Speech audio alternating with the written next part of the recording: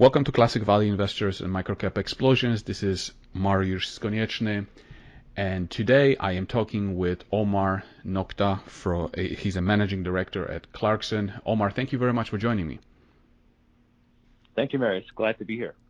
Omar, you turn on the news right now and you see the news about the Suez Canal blockage, and I was wondering if you could give us some color as to like basic information, exactly what happened and maybe what it means to the shipping sector, containers, tankers, and products. Sure. Yeah, it's definitely a very surprising turn of events. But yeah, one of the biggest ships in the world has run aground. And what's interesting is this is a very, very large container ship. It's one of the newest built ones that can carry 20,000 TEUs of capacity. And this is probably one of the first times that a ship of this size has probably reached as full a load as this one has, just simply due to the strong demand that we've been seeing for containers here over the past 6 months or so. So between the ship probably being loaded significantly, plus a wind gust potentially that appears to have driven it off course, has caused this to run aground.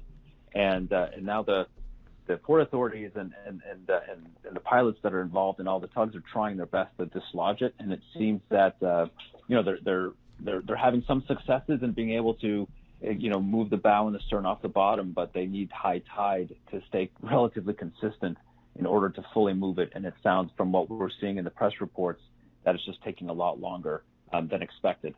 So is this something that could be solved within days or weeks or hours? It's a good question. Typically, we've seen this in the past where vessels, run aground, and you're able to resolve the situation within a day or two, sometimes even less than that. But the issue with probably in this situation is that the infrastructure that's nearby is very minimal, and that this vessel is packed with boxes.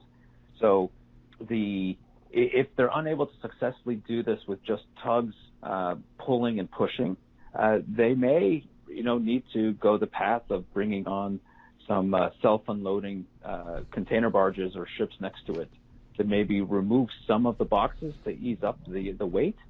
I'm not sure that's what's going to need to happen, but we've seen that where you just have to unload these boxes one by one. You don't have to obviously unload the whole thing, but maybe 100 or so boxes may need to come off to kind of ease up the weight and allow it to move off the bottom. And how does a situation like this impact maybe the shipping sectors, like containers in general and tankers and product? Does it have any impact on the other sectors at all? Yes, absolutely. The Suez Canal, it's a major choke point for vessel traffic, and it's usually there's no issues, but in this situation, obviously, with the area of where the vessel is run aground, it's a single lane, and so effectively no vessels can move in or out, and so you have ships that are stuck on either side of the canal that are unable to enter, and so the logical situation, of course, is for ships to go around the Cape of Good Hope. That probably takes you 3 times the distance to where you need to go if you're going to Europe. And the canal is used a lot in the container ship space, obviously. About, we would say, 15 to 20% of container trade tends to move through the canal globally. And then definitely the tanker trade, where a lot of refined products coming from the Middle East are going to Europe, they go through that canal. So it's definitely something that is coming at a time where you've been seeing a significant increase in demand, especially on the product tankers here recently, and definitely containers for the past few months. There's a lot of business and a lot of ships moving, but right now there's a log jam. And so we've seen some of the larger container companies like Maersk, Hapag-Lloyd, MSC have come out with circulars discussing the need to reroute vessels around the Cape just to make sure that they can stick to schedules, or at least adjust schedules not so drastically as a result of this. You said that it impacts product tankers. Does this impact crude tankers at all? It does. It affects crude tankers. You don't have as much crude moving on ships through the Suez Canal as in the past, just due to pipelines that run through into the Mediterranean from the Middle East. But you do have Aframaxes and Suezmaxes that traffic through as well. But as a percentage of activity, it's not as big as it is, say, for product tankers, especially the bigger Aframax-sized product tankers. It's a much more significant piece of their business. As a result of this, do you see any daily rates on ships being, increasing as a result of this?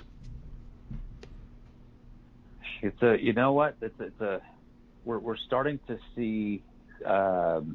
We've been seeing some activity levels on the rise here, really over the past maybe 3 to 4 days, especially, where we've seen a bit of a gapping up in some of the earnings rates for tankers.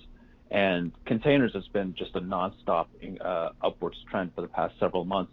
But thus far, we have not yet seen any sort of jump or spike in rates as a result of this situation, because most have just taken most have assumed that this is just a short-term 1 to 3 day event.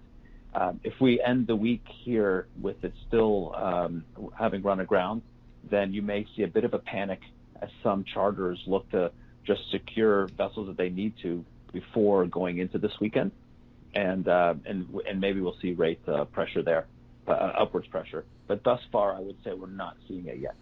Okay. Well, thank you very much, Omar, for this explanation and summary. I really appreciate your time.